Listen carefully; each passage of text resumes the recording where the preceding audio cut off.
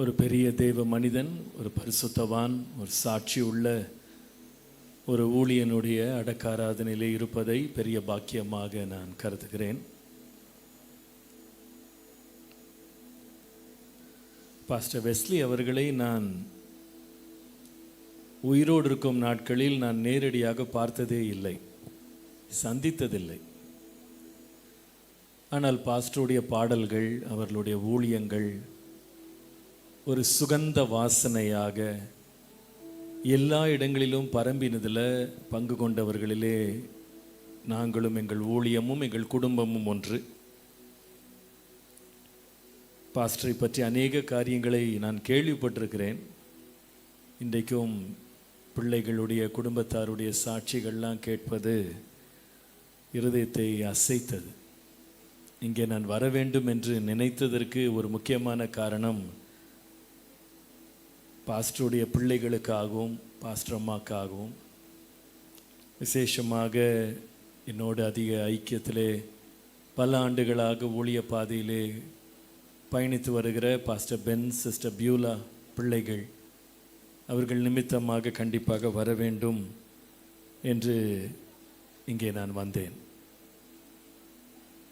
என்னுடைய மனதிலே ஒரு வசனம் மாத்திரம் ஆண்டவர் இந்த அதிகாலையிலிருந்து என்னோடு இடைப்பட ஆரம்பித்தார். 2 கொரிந்தியர் 6ஆம் அதிகாரம் 18ஆம் வசனம். 2 கொரிந்தியர் 6ஆம் அதிகாரம் 18ஆம் வசனம்.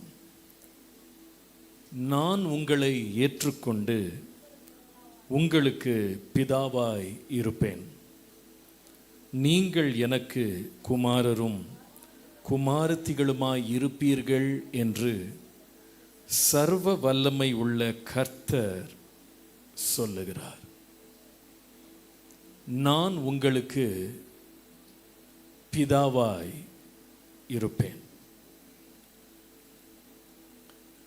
அன்பான பாஸ்டர் வெஸ்லி அவர்கள் 72 ஆண்டுகளாக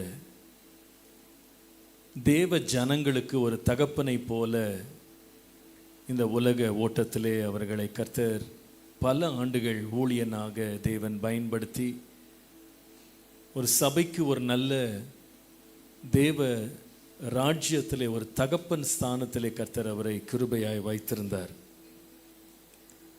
தேவன் அவருக்கு தந்த 4 பிள்ளைகளுக்கு அவர்களுடைய கணவன்மாருக்கு ஒரு நல்ல தகப்பனாக கர்த்தர் அவரை வைத்திருந்தார். அவருடைய பிள்ளைகள், மருமக்கள்மார், பேர குழந்தைகளும் சொன்ன உருக்கமான சாட்சிகளை நாம் கேட்டோம்.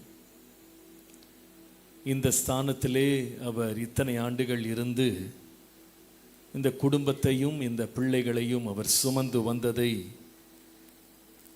நாம் நினைவு கூறுகிறோம். பாஸ்டர் பென்ஸ் அவர்கள், அவருடைய குடும்பம் கடந்த சில ஆண்டுகளாக கடந்து போன கண்ணீர், அவர்களுடைய துக்கங்கள், அவருடைய வேதனைகள், இதெல்லாம் நான் உடனிருந்து பார்த்துருக்கிறேன். நான் அடிக்கடி அவர்களோடு ஒரு வாரத்திற்கு ஒரு முறை ஆகிலும் நான் ஃபோன் பண்ணி விசாரித்து ஜெபிப்பேன்.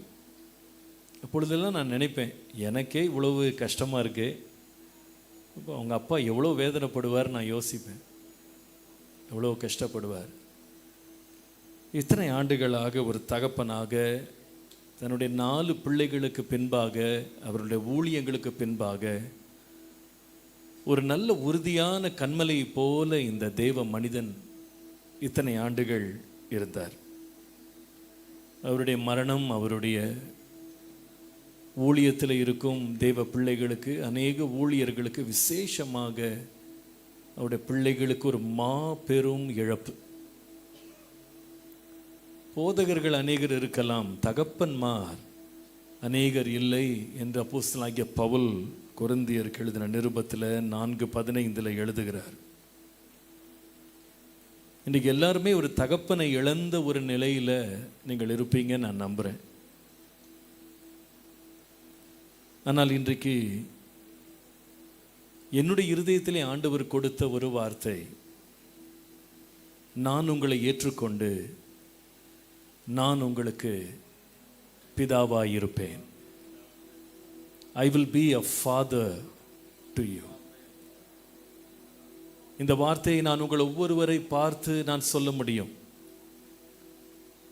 நான் உங்களுக்கு தகப்பனாக நான் இருப்பேன். ஒரு தகப்பன் அப்படின்ற ஒரு ஸ்தானம் ஒரு குடும்பத்தில் ரொம்ப முக்கியமான ஸ்தானம், ஒரு ஊழியத்தில் ரொம்ப முக்கியமான ஸ்தானம். மனைவியாக இருக்கிற அன்பான தாயாருக்கு கூட பாஸ்டர் ஒரு விதத்தில் தகப்பனாக தான் இருந்திருப்பாங்க. அந்த ஸ்தானம் ரொம்ப மேன்மையான ஸ்தானம். அந்த ஸ்தானத்தில் தான் குடும்பம் முழுவதும், சபை முழுவதும் தேவ பிள்ளைகள் அநேகர் அதில் தஞ்சம் புகுந்து ஒரு நங்கூரம் போல பாஸ்டரை இத்தனை ஆண்டுகள் பார்த்தார்கள் என்று நான் நிச்சயமாய் நம்புகிறேன். ஒரு தகப்பன் ஒரு வீட்டை விட்டு கடந்து செல்வது, ஒரு ஊழியத்தை விட்டு கடந்து செல்வது என்பது சாதாரண காரியம் அல்ல. 3 ஆண்டுகளுக்கு முன்பாக என்னுடைய தகப்பனார் தேவனுடைய ராஜ்யத்திற்குள் பிரவேசித்ததை நான் நினைவு கூறுகிறேன். அவர்கள் எங்களை விட்டு கடந்து சென்றதை 3 ஆண்டுகள் கடந்த பின்பும் இன்றைக்கும் நாங்கள் நினைவு கூறுகிறோம். அவ்வளோ பெரிய ஒரு வெற்றிடத்தை அவர் விட்டு போனார்.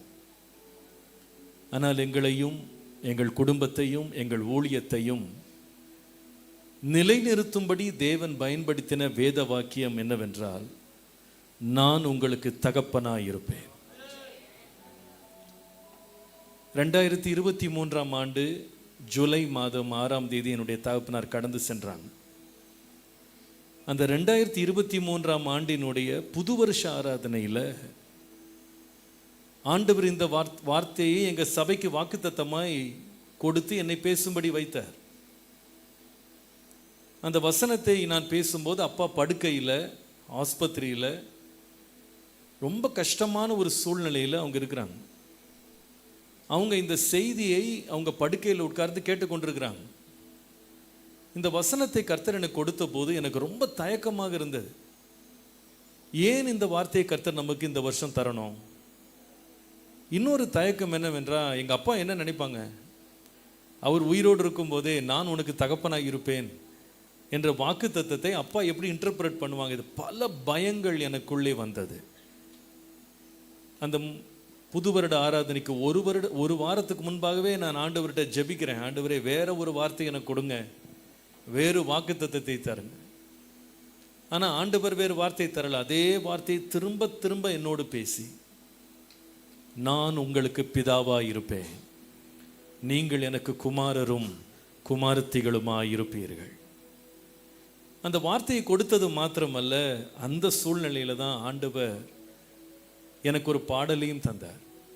எல்லாவற்றிலும் எல்லாமுமாக இருந்தவரே, இருப்பவரே, தகப்பனாக இதுவரைக்கும் தோளின் மேல் சுமந்தீர், தந்தையே உம்முடைய தயவினால் தாண்டினேன் வனாந்திரத்தை.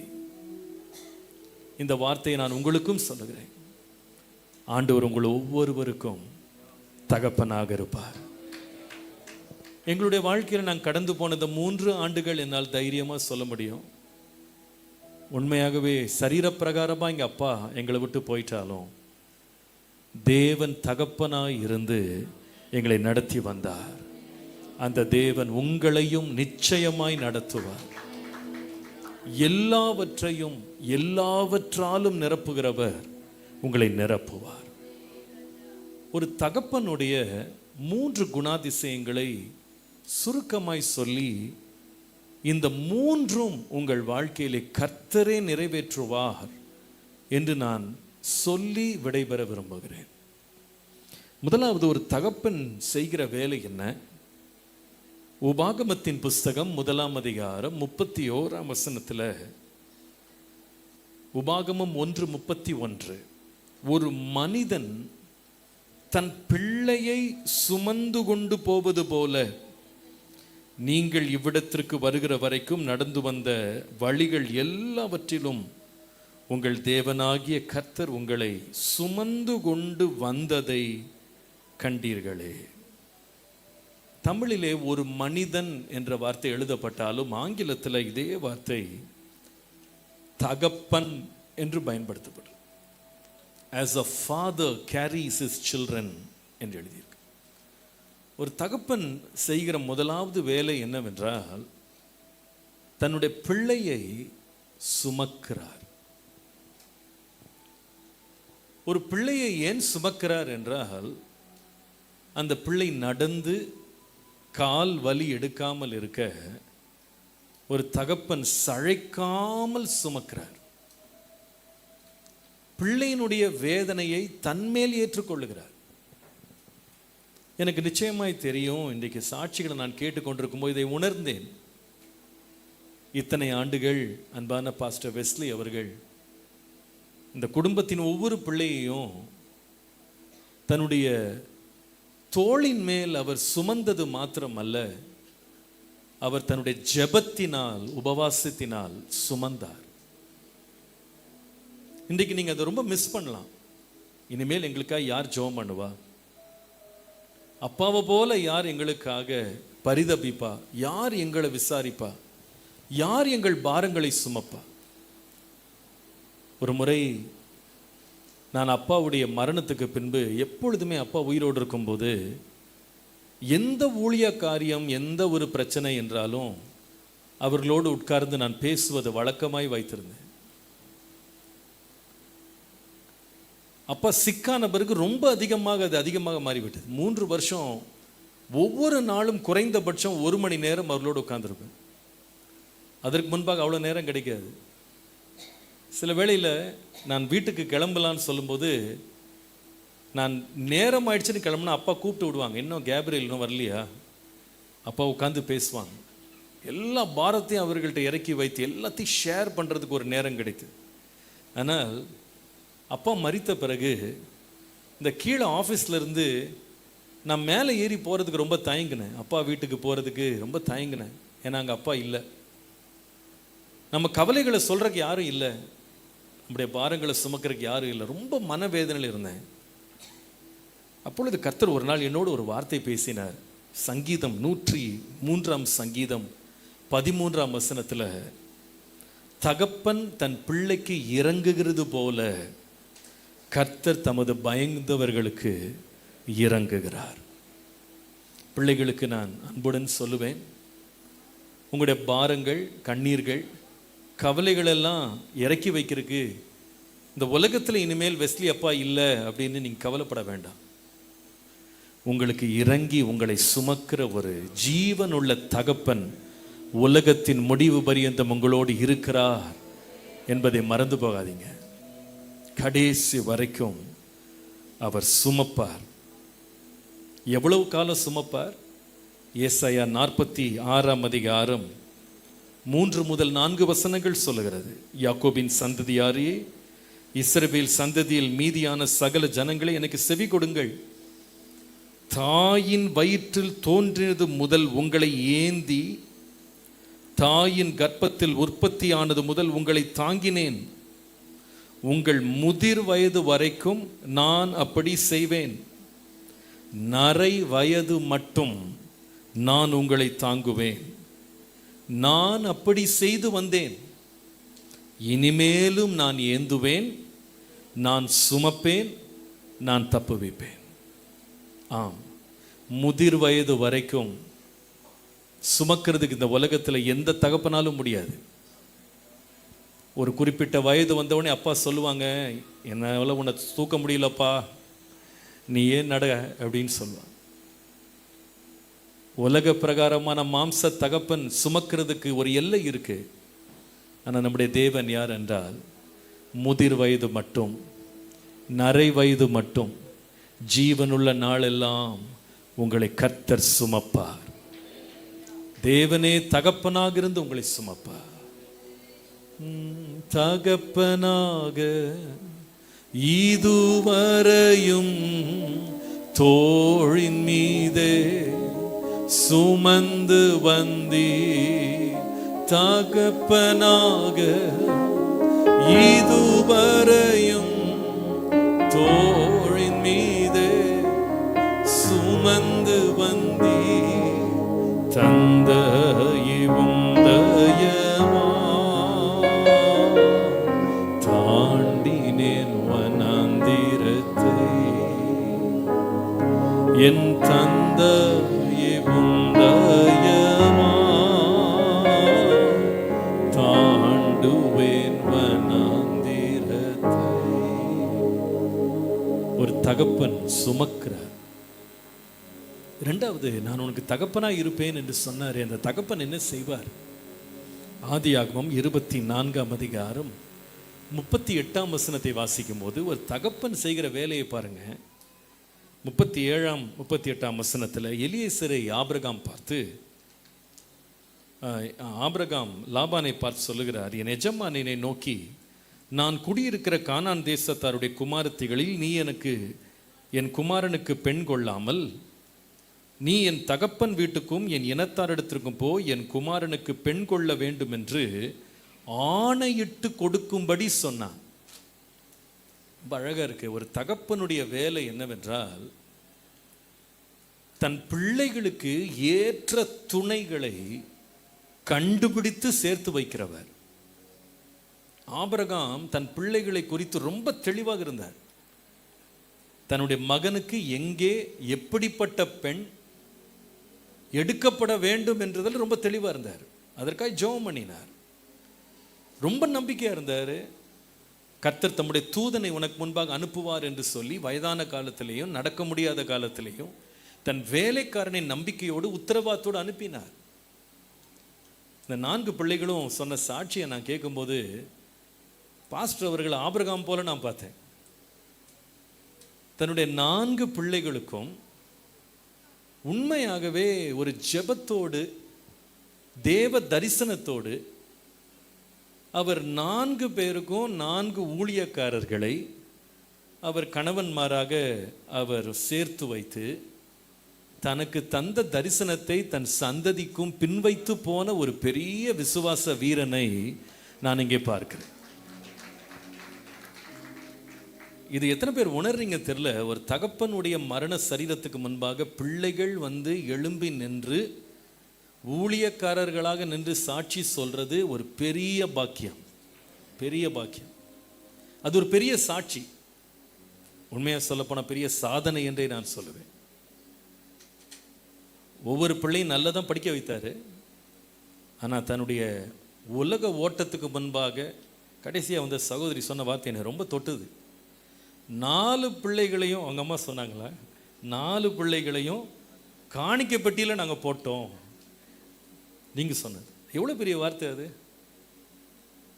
இன்றைக்கு உள்ள பெற்றோர்லாம் அநேகர் நம்ம பிள்ளைகளை நமக்காக, நம்ம முதிர் வயதில் நம்மளை தாங்குறவங்களாக, நம்மளை இயந்திரவங்களாக, நம்மளை ஆதரிக்கிறவங்களாக நம்ம இருக்கணும்னு ஆசைப்படுறோம். ஆனால் 4 பிள்ளைகளை பெற்ற பிறகு 4 பேரையும் கர்த்தருக்குன்னு கொடுக்கணும்னு சொல்கிறது ஒரு பெரிய ஒரு கிருபை.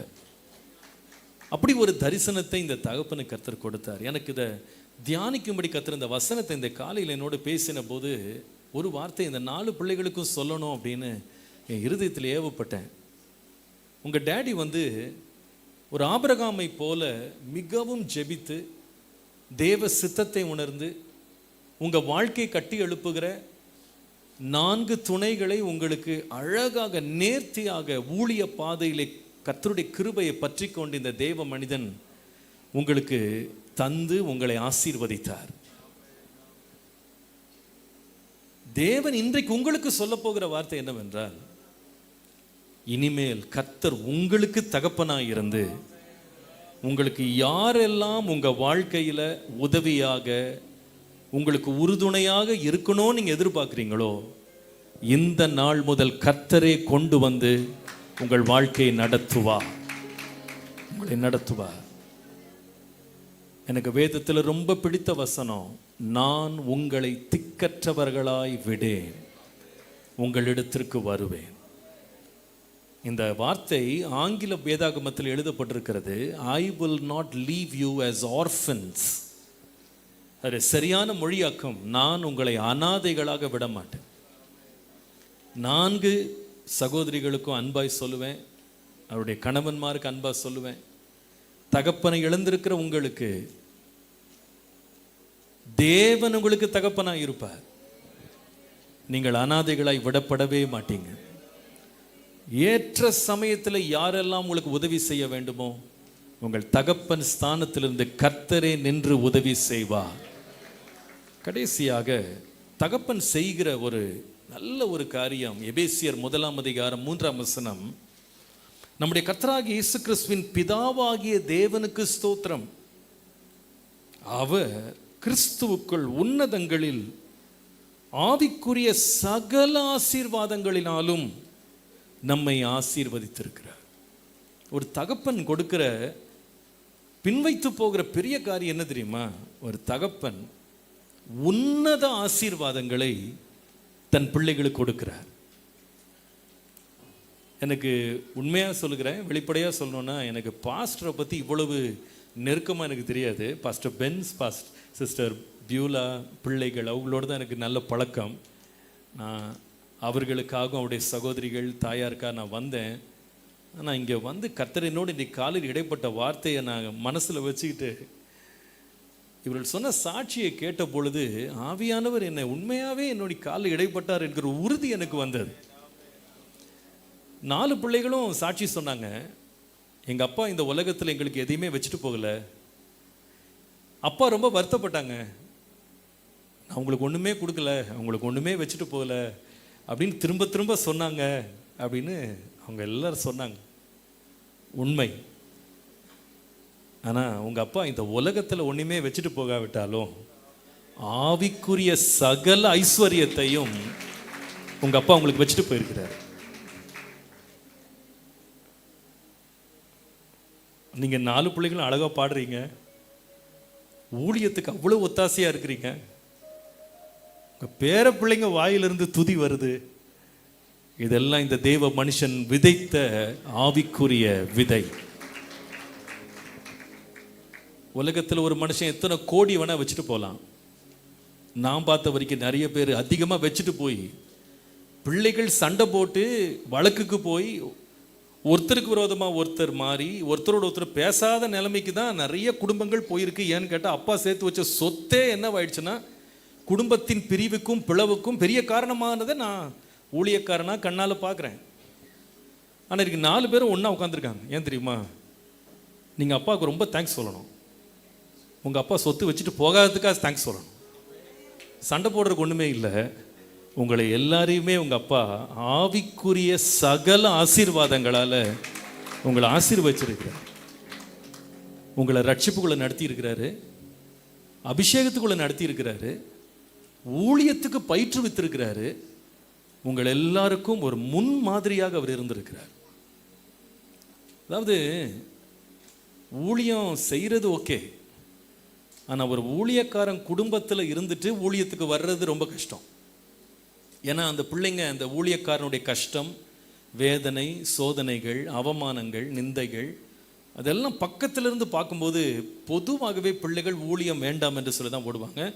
அதில் நாங்களும் கொஞ்சம் பேர், எங்கள் குடும்பமும் அதுதான், ஊழியமே வேண்டாம் அப்படின்னு நினைத்த நாட்கள்லாம் உண்டு.